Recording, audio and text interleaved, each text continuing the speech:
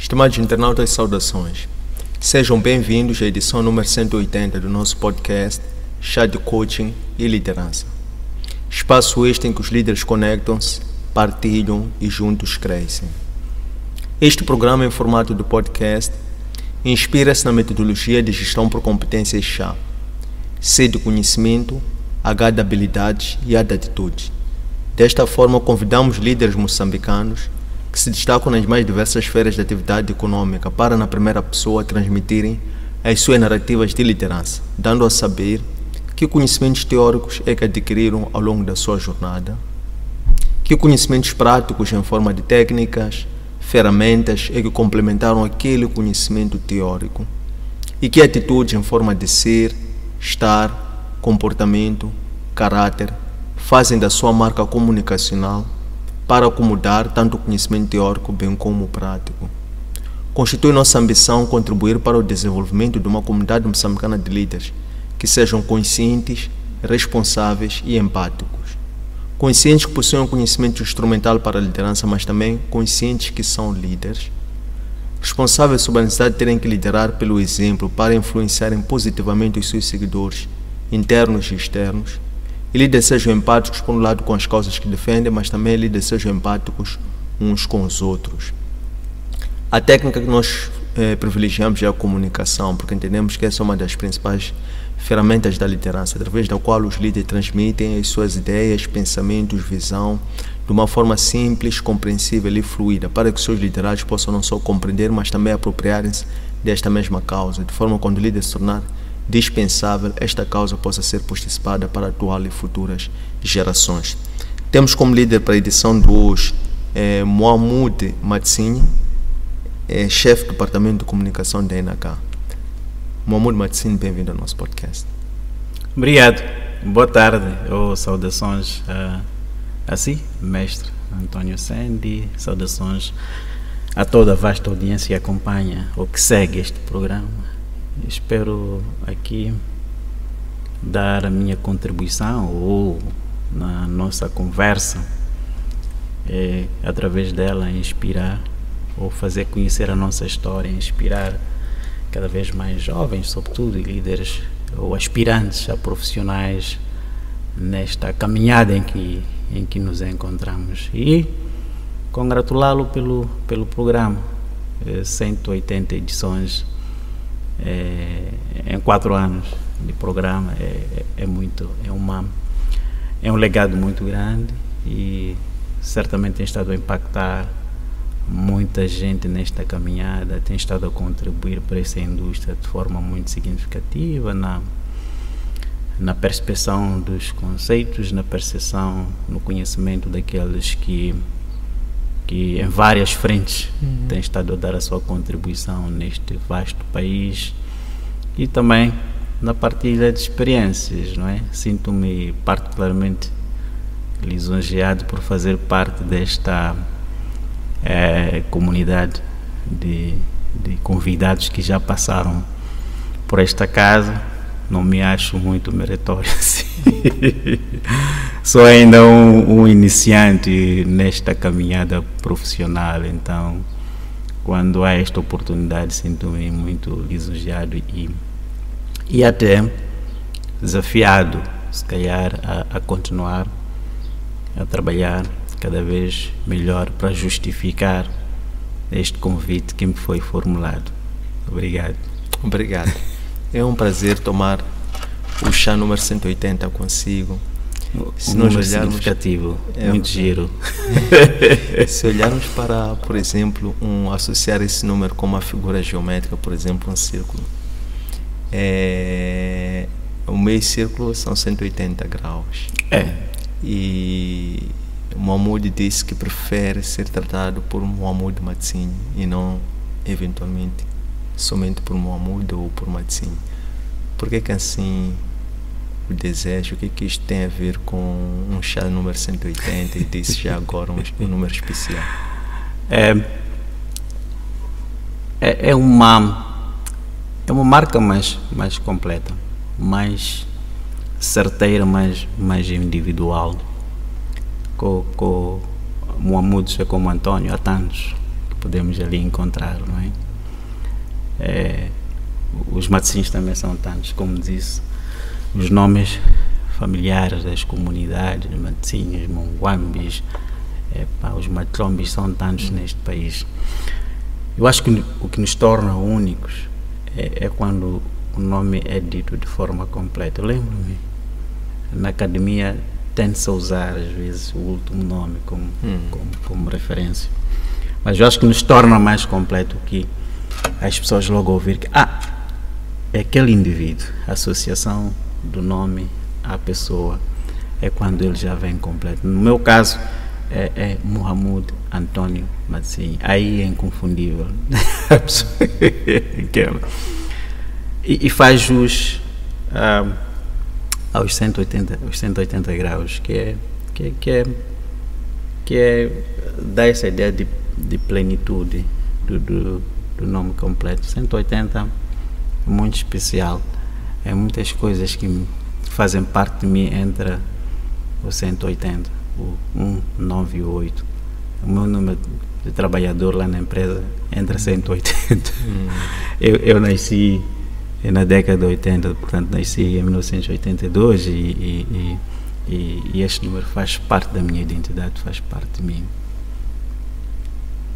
Muito bem, falou algo interessante aqui na apresentação, dizia esperar que esta conversa possa influenciar a quem nos ouve, aos jovens. E ontem, quando pensava em alguns títulos como propostas de lives, conversas que vou ter com algumas pessoas, um dos temas que me sobreveio era como passar a influenciar, isto é, de chefe para o líder. Na sua perspectiva e no seu plano pessoal, como é que fez essa travessia para que passasse realmente a trabalhar em si, de forma que não somente impusesse por inerência da posição, mas passasse propriamente a influenciar? Qual é o poder do influenciar? É uma pergunta interessante e eu acho que há várias abordagens que nós podemos tomar, né? Como disse,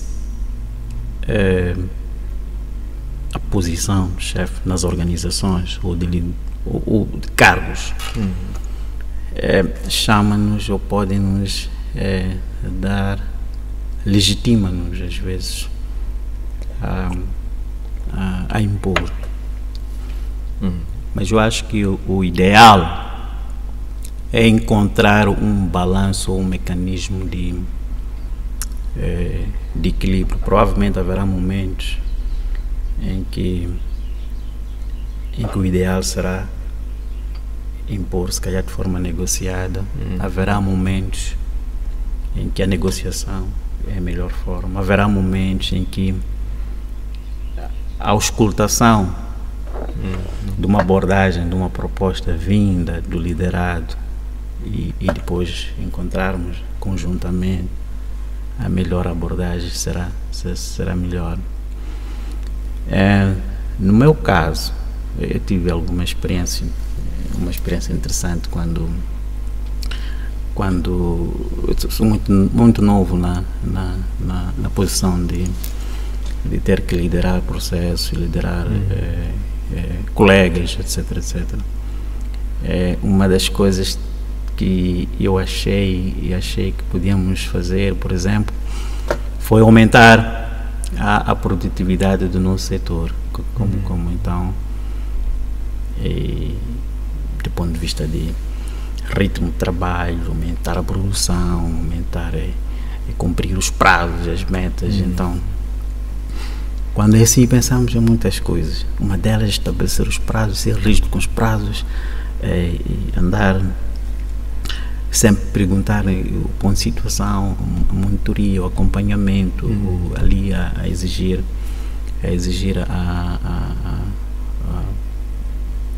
que seja dado o reporte regular em relação aos processos.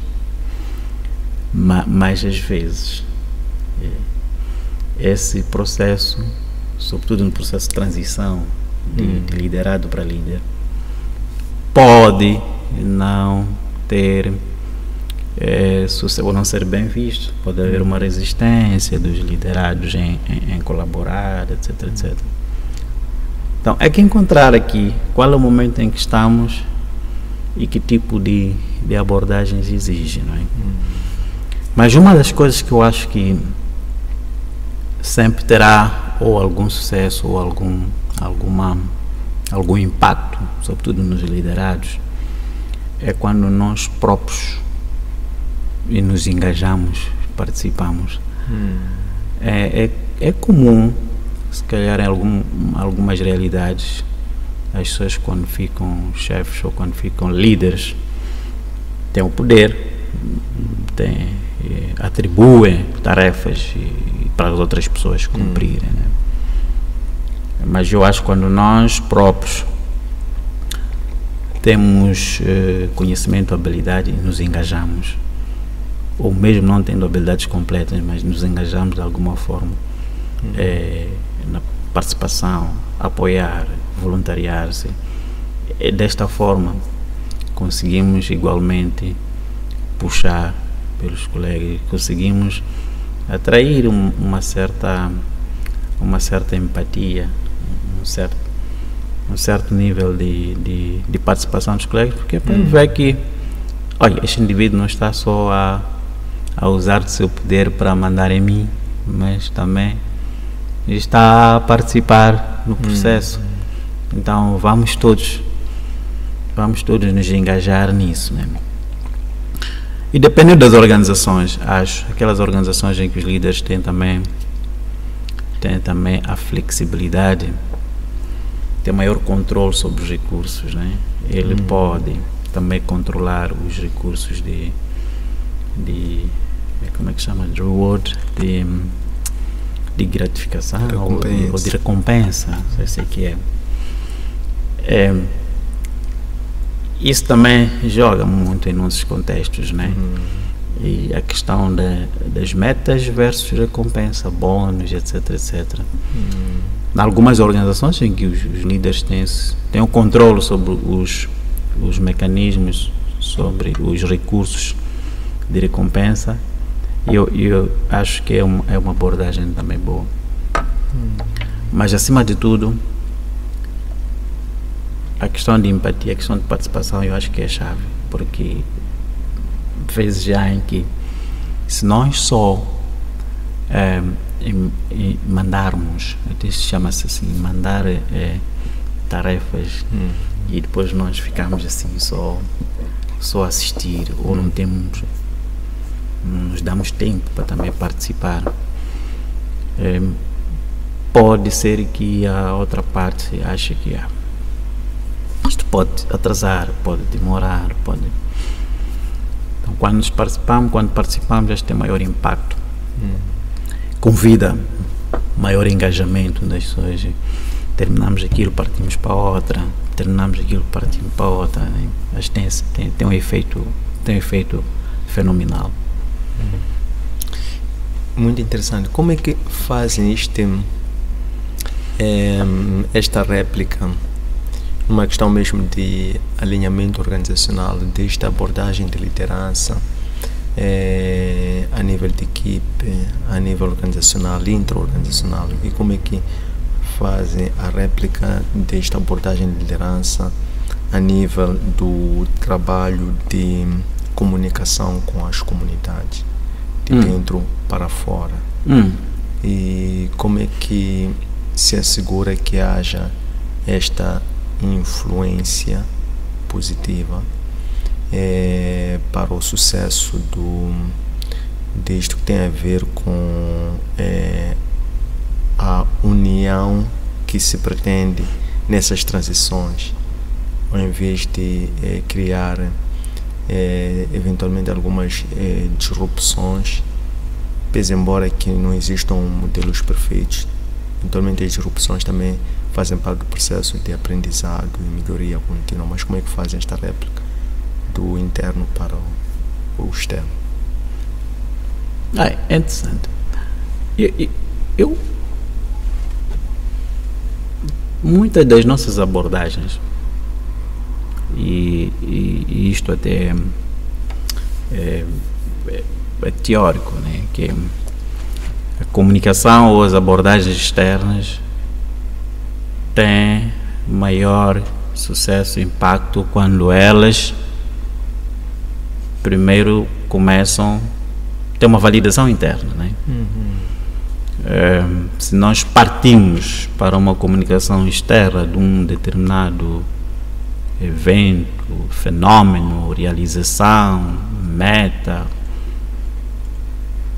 achievement que tenhamos alcançado na indústria ou na empresa ou na organização, ela tem maior, essa comunicação, recebimento ou engajamento dos stakeholders, participantes externos, tem maior impacto quando esta mesma comunicação teve primeiro uma validação interna. Então, há um exercício interno que tem que começar do ponto de vista estratégico, que é para começarmos primeiro com uma estratégia. Nossa estratégia tem que ter sempre componente interna e externa. Começando pela interna, onde comunicamos, temos a validação, temos a aceitação, as pessoas assumirem, e depois partimos para o externo, e usando as ferramentas convencionais, mas hoje em dia vezes já em que depois da comunicação interna e se decidir que vamos partir para a comunicação externa, podemos tanto usar as ferramentas convencionais, públicas, como também usar até o próprio stakeholder interno, que na sua livre consciência também usa das suas próprias plataformas. Hoje em dia todos nós temos plataformas de comunicação, temos os nossos canais de comunicação, também usamos para difundir a mensagem, até para engajar os outros, até para convidar os outros a participarem na causa. Comunicamos os outros e até sensibilizamos, ajudamos a espalhar a mensagem. Então, desta forma, amplia-se a voz, amplia-se os canais de comunicação, porque usamos não só aquelas nossas convencionais, como também aquelas que são detidas por cada um dos colaboradores internos. Mas para esse sucesso externo, tem que ter primeiro havido sucesso a nível interno, porque vai também ser um ato voluntário de cada um dos colaboradores usar a sua própria plataforma para difundir uma mensagem a priori que pertence a um grupo, a organização, né? Não é de seu interesse muito particular, mas é do interesse organizacional.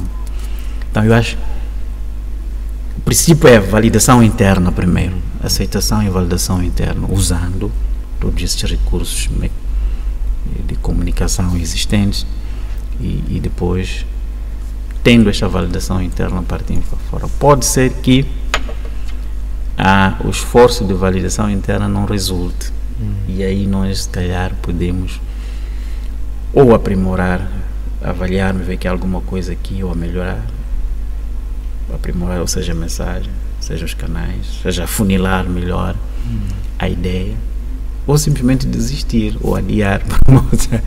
Então, a audiência interna, as ferramentas internas ajudam até a medir, a prever a eficácia da comunicação externa e afinarmos onde se calhar precisa de ser afinado, melhorarmos o que precisa de ser melhorado, e simplesmente acharmos que se calhar não seja o momento oportuno para avançarmos. Muito bem. Olhando para a questão da maldição de recursos como um potencial fonte de conflitos, e algumas comunidades podem se sentir afastadas ou não beneficiadas, e passar ali a haver uma certa uma certa murmúrios, descontentamentos e depois uma certa fertilidade para potenciais conflitos.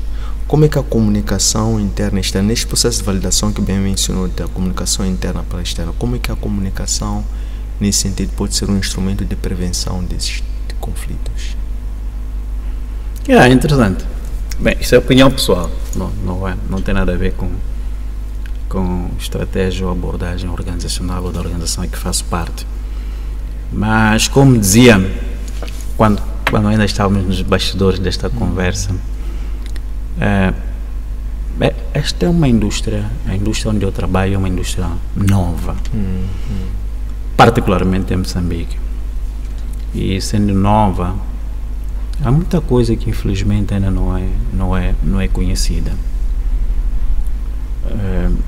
Tivemos a sorte nós de tinha que estar alguém a trabalhar na indústria, estamos lá, mas também estamos num processo de aprendizagem. Estamos mais privilegiados do ponto de vista de informação em relação a quem está do lado de fora das comunidades. E é nosso papel estabelecer essa ponte, reduzir assimetrias do ponto de vista de informação. Há um aspecto que eu abordo num artigo que é muitas vezes, acho que é a natureza do ser humano, né? Quando se fala de uma coisa que não conhecemos, a priori pensamos nessa coisa numa perspectiva negativa.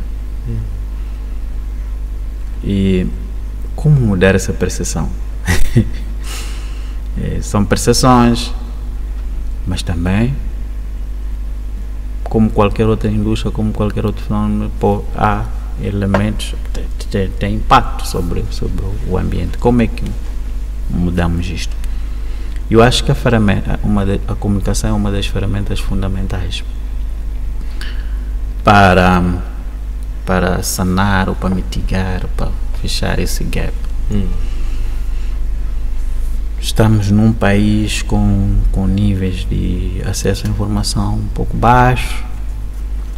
Estamos num país onde há muitos locais onde sequer o sinal de televisão não chega, a rádio chega em determinadas partes, mas o jornal, a revista, as pessoas mais influentes, as pessoas mais informadas não chegam lá. Então o país é vasto. Então há que aqui encontrar abordagens de comunicação, de fazer chegar a mensagem sobre, primeiro, as coisas que estão a acontecer como o nosso país todo, e depois as coisas que acontecem do ponto de vista da indústria. O que é que essa indústria pode trazer, tem potencial de trazer para nós. E eu acho que esse papel, sim, estratégias de comunicação tem um papel muito, muito importante, mas eu acho que é um papel todos como uma sociedade, né? Os professores, a academia têm essa missão de trazer a realidade, de partilhar a informação, de debater de forma aberta com as pessoas, com as comunidades, os líderes daquela comunidade, que são uma espécie de os líderes da primeira linha ali, que em contacto com a comunidade também tem esse papel. Os chefes, os opinion makers a vários níveis, desde topo até a base. Eu acho que é o papel de cada um de nós partilhar, não queria dizer a boa mensagem, mas partilhar a realidade, né? Que nessa realidade, claro, há boa mensagem sobre esta indústria, sobre outros aspectos positivos que podem acontecer no nosso país. Desta forma, reduzir as assimetrias do ponto de vista de informação, reduzir as ondas de desinformação que existe também em relação a isto, e se calhar capacitar ou contribuir para que haja camada, não quer dizer camada, mas que haja uma comunidade ou população em geral cada vez mais informada sobre os fenómenos que acontecem no nosso país e desta forma estarmos mais preparados a participar nesse processo de desenvolvimento, né? Muito bem, interessante. Na participação do Mahmoud Matsinho como um dos coautores deste livro aqui sobre comunicação, tem lá o seu artigo que fala sobre desafios das relações públicas no setor, na indústria extrativa. E depois referir essa questão da globalização.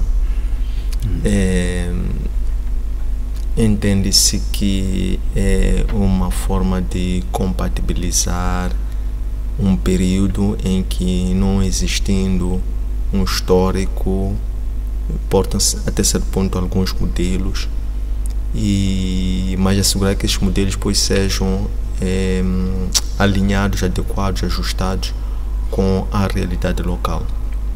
Em que momento é que se pode eventualmente passar a ser local globe nos processos de comunicação, da base, neste caso, para o global? É interessante. Não, eu só uma pequena correção. No tema que eu abordo de forma de experiência prática, eu abordo a questão dos desafios que nós temos como profissionais de marketing, em particular relações públicas, na indústria que é nova no nosso contexto moçambicano. Sendo nova, muita gente não a conhece. Nós próprios somos novos lá. Como navegamos lá até encontrarmos nosso espaço e contribuir para as nossas organizações e contribuir para a sociedade no geral. Então é um processo de crescimento. Agora, sim, como dizia, essas empresas quando vêm, ou a indústria quando chega aqui, chega muito com uma experiência global, do ponto de vista de conceitos, do ponto de vista de realidade, do ponto de vista da forma como vêm as coisas, do ponto de vista até das estruturas organizacionais das próprias empresas chegam aqui, vêm com padrões globais. Como ganhar alguma inserção, ganhar aceitação, fazer a ponta, a ligação com as comunidades, com as pessoas daqui, com as agências daqui, com os vários stakeholders locais, no contexto em que estou a ver de procedimentos, estou a ver de comunicação, estou a ver de instrumentos, estou a ver de práticas globais. E como bem disse, a melhor forma, a forma mais assertiva de conseguir isto é recorrer a um conhecimento local que eventualmente exista. Conhecimento local do ponto de vista de língua, conhecimento local do ponto de vista das melhores ferramentas, aliás, de conhecimento dos stakeholders locais, das comunidades locais, suas fraquezas, seus potenciais, seus conhecimentos, suas preferências, seus gostos, seus defeitos, e como lidar com essas percepções todas. Um local que conheça melhor aquelas comunidades, conheça melhor aquela realidade cultural, encontrará a melhor forma de abordar e de responder os seus desafios particulares, tanto do ponto de vista de marketing, do ponto de vista de consumo, do ponto de vista de iniciativas de sustentabilidade, de responsabilidade social. Só um local tem essa, pode melhor ajudar isso. As empresas globais às vezes tentam fazer, não é? Quando chegam, mas como o marketing atual é aquele que procura responder de forma muito específica àquela realidade atual. Só tem sucesso quando conhecemos o nosso consumidor, não é? Porque desenhamos aquilo que ele realmente precisa, não é? Até as iniciativas de responsabilidade social têm melhor sucesso quando elas são desenhadas em função daquilo que as pessoas efetivamente precisam. Agora, como tornar o local global? E isso tem a ver com... há um conhecimento aqui a consolidar, a padronizar e levá-lo para o global. E eu definiria global, se calhar, de duas formas.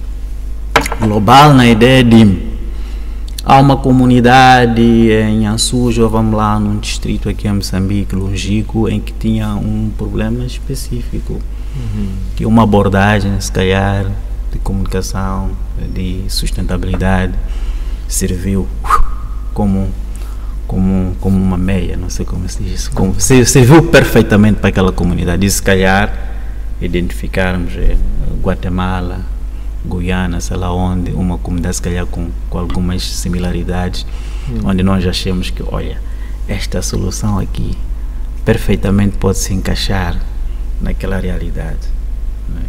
Mas isso tem a ver com a padronização desse conhecimento, com uma entidade lá de cima que há de perceber. As nossas empresas, as empresas grandes que operam em Moçambique, elas têm a vantagem de estar espalhadas em muitas partes do mundo.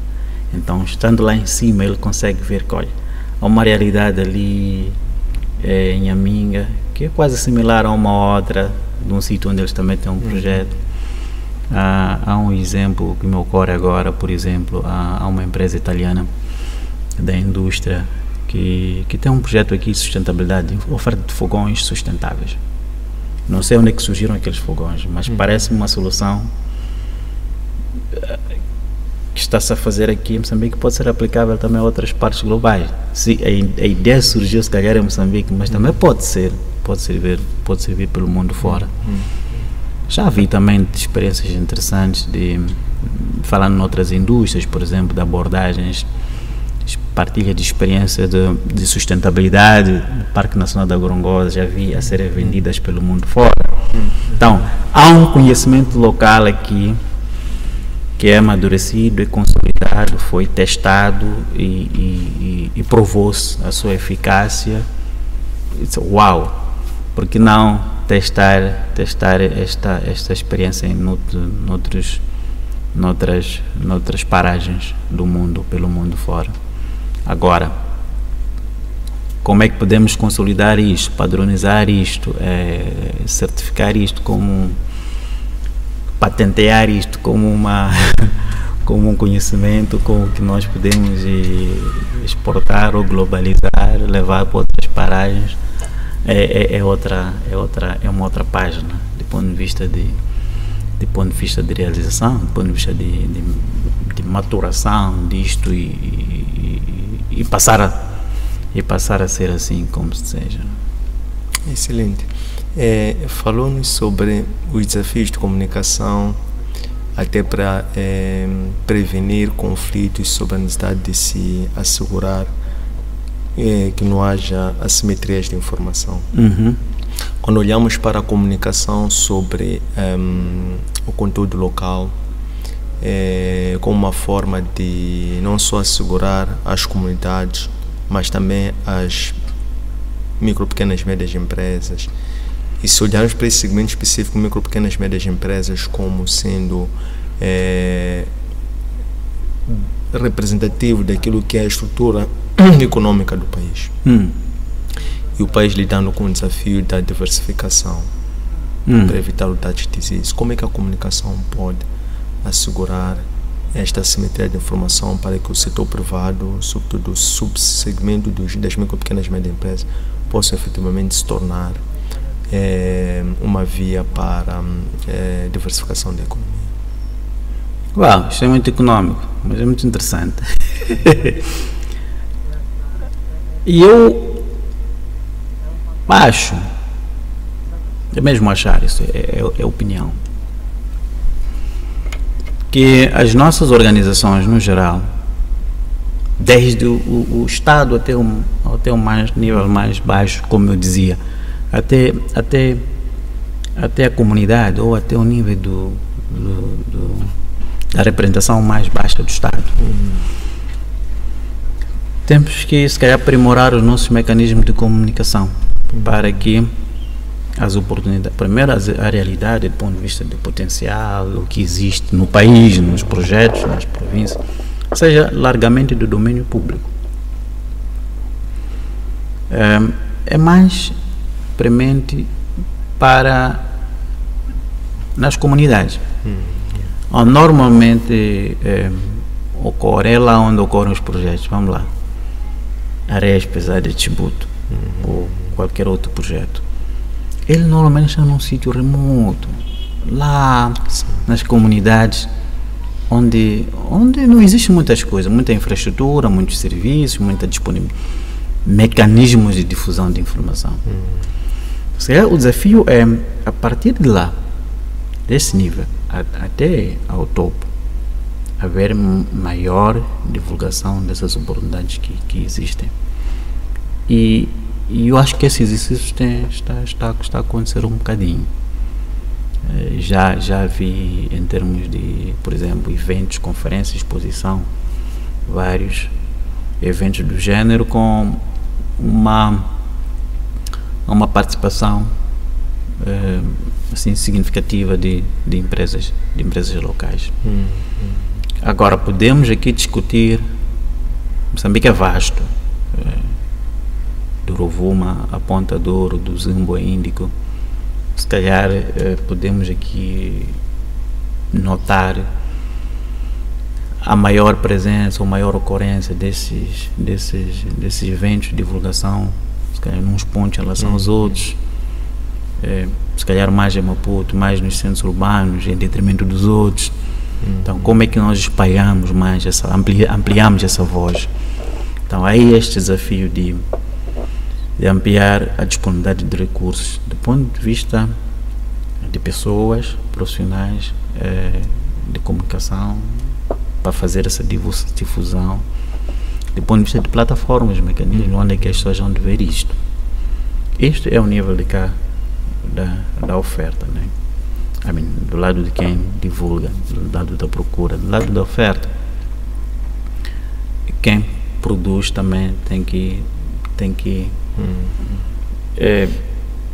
despertar e reconhecer que, olha, estamos diante de uma nova realidade e temos que aprimorar, melhorar a nossa abordagem, procurar mais, perseguir, melhorar a nossa oferta, melhorar os nossos produtos, se calhar encontrar novas táticas de abordar o mercado, provavelmente aqui haverá necessidade de na nossa estrutura, na nossa forma de abordagem ao mercado, introduzirmos algumas habilidades. Se eu só fabrico ou produzo hortícolas, quer dizer, minha missão principal é produzir hortícolas, posso não ter nada a ver com marketing, mas há um novo mercado na minha comunidade, na minha aldeia, no meu distrito. Há uma nova indústria que nasce e que eventualmente pode ser uma oportunidade para eu oferecer minhas hortícolas. Há que criar uma nova capacidade aqui de como atacar, como ir negociar, como ir encontrar espaço com aquele novo potencial comprador. Se calhar temos que começar também a pensar em contratar o pessoal de marketing para...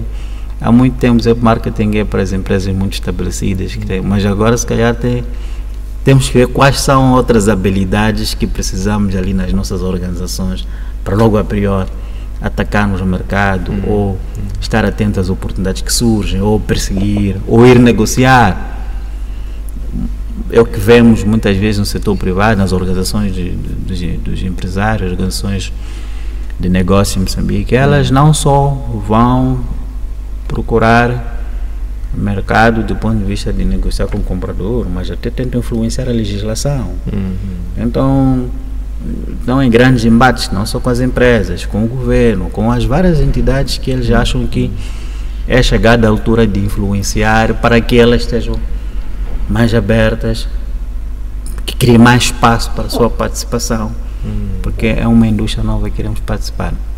Obviamente, há entidades aqui, se calhar, muito mais estruturadas, muito mais organizadas, que terão têm essa facilidade, mas também tem aqueles micro que fez referência, que alguns que precisam, se calhar, de alguma alavanca ou alguém para puxar por eles. É daí onde vemos iniciativas nas organizações de potenciar, de certificar, de apoiar, de alavancar os micros, pequenas empresas, para que elas estejam à altura também de contribuir para a indústria. Mas, de novo, esta é uma missão, se calhar, é a minha opinião, não de uma pessoa, mas é todos como sociedade, como é que entramos nesse barco e todos, cada um ao seu nível, contribui para que passemos essa nova página, né?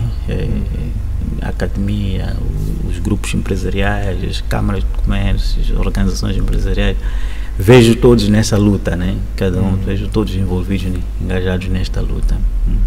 Muito bem.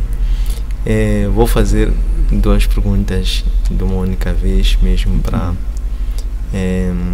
aproveitar, maximizar o tempo que já escasseia. Gostava de saber qual é o livro de liderança que mais influenciou a sua mentalidade sobre liderança, e, para além de leituras, como é que se prepara para estar apto em termos físicos, mentais, espirituais e emocionais para poder servir? Uau! Olha, eu tenho acompanhado muitos coaches, muitas intervenções de liderança, e eu acho, eu sou um apaixonado por essa área. Há um livro muito interessante que eu acho que influencia muita gente. Trouxe aqui um exemplar para mostrar. Stephen Covey. Como é que se diz em português? Os 7 hábitos de pessoas muito efetivas. Não é bem assim que se diz em português. Mas é um livro agora com mais de 30 anos, mas que é uma referência muito interessante. Uma referência global na ciência, na área de liderança, que é usado nas escolas de liderança e que acho que influencia muita gente do ponto de vista de consciência, crescimento, identificação, crescimento de habilidades individuais, mas que podem ter impacto a nível individual, como também nas pessoas mais próximas. Ele aborda muitas coisas, aspectos de priorização, como estabelecer prioridades, aspectos de causa individual, aspectos de atenção, aspectos de saber ouvir, saber perceber, aspectos de reconhecer que no mundo em que vivemos nós vemos as coisas numa perspectiva e temos que reconhecer que este mesmo mundo que nós olhamos, os outros podem ver numa outra perspectiva. Há um outro livro interessante sobre que eu acho que é interessante, que li recentemente, alguém me ofereceu esse livro. Escute, Expresse e Fala. Ele debate muitos aspectos, escrito por três grandes autores. Ele discute muitos aspectos que têm a ver com a escuta ativa, a importância de ouvir. É importante ouvir, mas muitos aspectos têm a ver com a linguagem corporal, que influencia muito ou tem grande impacto para a liderança. Aquele aspecto que o mestre Sandy também diz que é escutar a si próprio, né? São alguns aspectos que elabora. E há um outro livro que eu acho, esse marcou muito. Esse livro, muito pequenino. Outliers, Malcolm Gladwell. Malcolm Gladwell descreve uma coisa interessante sobre a questão das pessoas que se excedem, as pessoas que os tais nós chamamos de gênios, né? Pessoas que há a questão de realização, pessoas que alcançam o sucesso no mundo. e descreve muitas coisas. Dois exemplos vou dar. A questão que ele fala da lei das 10.000 horas, que ele defende que alguém que faça ou que tenha uma habilidade, que é um tema interessante do programa, e desenvolve essa habilidade e pratique, exercício essa habilidade por 10.000 horas, essa pessoa no fim das 10.000 horas em qualquer área é excepcional, seja na comunicação, seja no futebol, seja no desporto, seja na política, seja na cultura, e tem exemplos que mostram isso, né? Mas olha, 10.000 horas não é pouco tempo. São muitos anos de prática. Equivalente a 10 anos. Sim, pode chegar a 10 anos ou mais, dependendo de quanto tempo. Mas a coisa interessante deste livro, que eu acho que é recomendável para muitos líderes, eu até me arrependi, li muito tarde, quando já era velho, que dá dicas até de como pessoa, como pai, por exemplo, pode maximizar, identificar potencialidades nos mais novos e aplicar, por exemplo, a lei de 10.000 horas, como pode ajudar as crianças, seus filhos ou os seus liderados a desenvolverem habilidades que dali a 5, 8 anos eles podem se superar e serem excelentes nessa habilidade. Então, eu acho que é uma recomendação daquelas que nós devemos ler logo no início. A segunda parte da questão, e isto lembra-me, eu sou de uma família cristã. Desde pequeno eu cresci a cantar uma canção que minha mãe dizia assim: Yapuka ni mishu kongel, idina cambeu kongel, ni madlambu cambeu kongel. Ou seja, a questão da oração ser parte de si como indivíduo, desde ao acordar, ao entardecer e ao anoitecer. Há 2 momentos que a mim não faltam, que é ao acordar, agradecer por várias coisas, pela proteção e sobretudo preparar-me para o dia, para os embates que vem o dia no nosso contexto de vida, e pedir a proteção divina, a liderança do Espírito Santo em todas as nossas coisas. Eu acho que no contexto de liderança é um princípio que, quer dizer, temos de estar munidos do Espírito Santo nas nossas decisões, algumas decisões delicadas, em alguns momentos que às vezes nos falta direção, não sabemos qual é o rumo a tomar, só mesmo o Espírito Santo nos conduz às decisões mais sábias, não é? E ao anoitecer, pelos todos os embates dos quais sobrevivemos, e faço isso, no caso, com a família. Tenho filhos pequenos, né? E para que eles também desta forma possam crescer com essa consciência. Como dissemos, as crianças aprendem com exemplos, né? E praticando, vendo os seus pais agir de uma forma. Como se diz, nós podemos dizer várias coisas, crianças, faça isto, mas enquanto nós tomamos, no momento da prática, tomamos o rumo contrário, vai ser água em cima do pato, como se diz. Então, é preciso exercermos aquilo que nós dissemos, que este é o caminho também, é uma ferramenta, é um instrumento de transmissão de valores muito importante. Uau, muito obrigado por este maravilhoso chá e pela surpresa que ficou desde o início para o fim do programa, mas em particular trazendo-nos 3 recomendações de leitura. Desejamos-lhe muito bom ânimo, que o Criador continue a inculcar em si esse hábito de leitura, não só do livro, mas das pessoas, da comunicação verbal e não verbal, de forma a poder melhor servir à humanidade, às organizações, às pessoas conforme o Senhor tem usado até esta parte. Obrigado pela oportunidade e mais uma vez desejar parabéns a si pelo impacto que tem criado nas pessoas, por esta janela que abre para partilha de conhecimento, experiências de vida e ampliar, sobretudo, a voz dos demais, que desta forma não teríamos como ampliar, se calhar, na mesma perspectiva, na mesma dimensão, as nossas ideias, e que esse espaço perdure por muitos mais anos e continue a dar oportunidades a cada vez mais a líderes, aspirantes, profissionais, referências das diversas valências, para que também possam, através dessa via, partilhar as suas experiências e,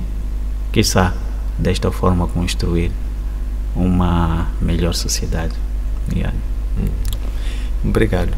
Estas lições encontram postar nossos arquivos digitais, nossas páginas de Facebook, de Instagram e de YouTube, Antônio Sende LDA, nosso aplicativo para plataformas Android LOApp e nosso webpage www.academiaserve.com. Espero que gostem, um abraço de luz e até breve.